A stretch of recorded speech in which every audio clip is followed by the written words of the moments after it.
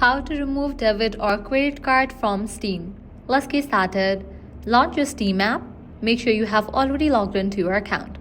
You will be directed to this page. Now, at the top right corner, you're going to find a username. Click on that. Navigate to the option Account Details. Different options will appear. Click on the option of Account Details. Here, you're going to find two options. Add fund to your Steam wallet. Add a payment method to this account. Click on this one option, add a payment method to this account.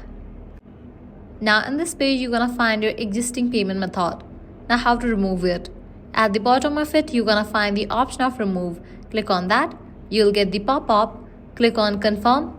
With that, the debit or credit card will be removed from your Steam account. If you want to add a new one, you can provide your card details again and add it. So this way you can easily remove credit or debit card from Steam. This was really simple and quick process. If this guide was helpful, do not forget to like, share and subscribe. Thanks for watching.